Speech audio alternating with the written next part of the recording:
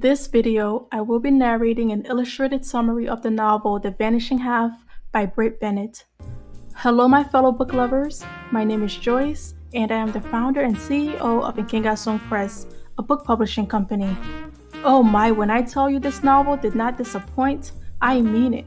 Come take this trip with me. I've got a lot to share with you about The Vanishing Half. Alright, I gotta get comfortable before these narrations. Now I'm ready. Sit back, relax, and let me provide you with a brief illustrated summary, followed by a brief review of the novel. Ooh, I can't wait. Okay, Larry, are you ready? Let's go get 'em.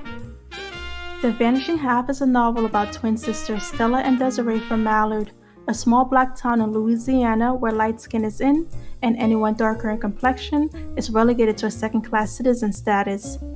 Desiree, displeased with the colorist thinking of her small town, desperately wants to escape. Finally, her identical twin sister Stella agrees to escape with her, and they flee to New Orleans. Life is tough in New Orleans, and Desiree convinces the exceptionally bright and talented Stella into passing as a white woman in order to find work as a secretary and earn a higher wage. Just as life is starting to get better for both ladies in New Orleans, Desiree comes home one day to find that Stella has moved all her things from their apartment. She also finds a note from Stella. As it turns out, Stella has decided to become a full-time white woman, which means Desiree who? Now all alone, Desiree moves to Washington, D.C., where she works as a fingerprint analyst for the government and eventually meets and marries Sam, a very dark-skinned black man. Not long after, Desiree gives birth to their daughter Jude. She is also very dark-skinned. Sam is physically and verbally abusive towards Desiree, and after years of suffering abuse at Sam's hands, one night Desiree flees to Mallard with Jude. Unfortunately for Jude, she and Desiree stay in Mallard for the long haul. In Mallard, Jude is relentlessly bullied and ostracized by her peers because of her dark skin. When Jude gets a scholarship to UCLA, Jude leaves Mallard and refuses to look back. Meanwhile, Stella, on the other hand, becomes the kept wife of a wealthy white man, Blake, and the mother to her daughter, Kennedy. During their marriage, Blake has noticed how Stella has been especially harsh towards black people. She refuses to have black help in their home and even vociferously objects when word gets around that the Walker family, a black family, is moving into their neighborhood. Stella has a secret to protect, and she fears that the truth of her past will come to light if a black family lives near her. However, in the end, it turns out that Stella did not have to worry about anyone from the Walker family discovering her secrets. The truth of her past is finally uncovered by someone much closer to her. How would it end? That is for me to know and for you to find out. Oh, so scandalous. I know y'all were waiting for it, so here's my review. Boy, oh boy, this was a good read. Britt Bennett really did her thing with this one. Where do I even start? It seems like a lot of the novels I've been reading lately have all had some element of colorism, with most of them not being so obvious. But in this novel, colorism was front and center. I would love to say that our society has evolved from its colorist thinking since the 1960s and 70s, the time period that this novel took place, but I don't believe that's the case, unfortunately.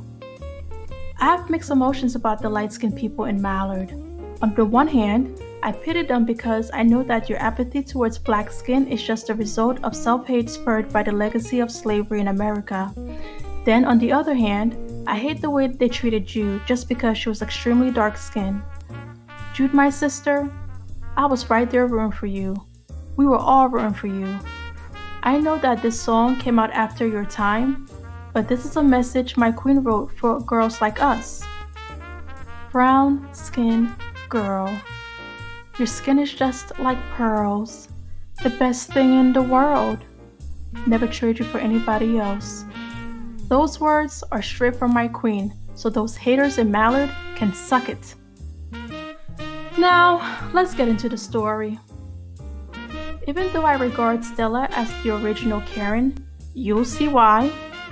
I also sympathize with her because I can't imagine not being able to be my true self, even with the people who are supposed to be the closest to me.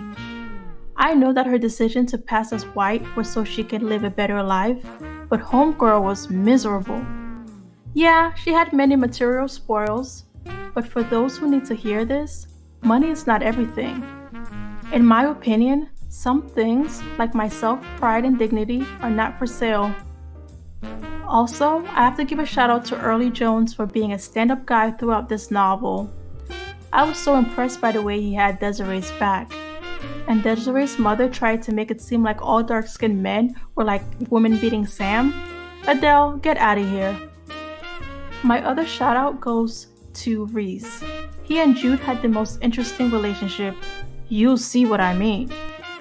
And then there was Kennedy. Kennedy, she was a brat, but the way that she checked her mother, I guess she's cool. Trust me, y'all. Y'all need to read this novel. Britt Bennett, great job. Thank you for watching this book review and summary. Stay tuned for our next video providing you with an illustrated summary and book review of the novel Clap When You Land by Elizabeth Acevedo. Please like, comment, and subscribe so we know you enjoyed our content.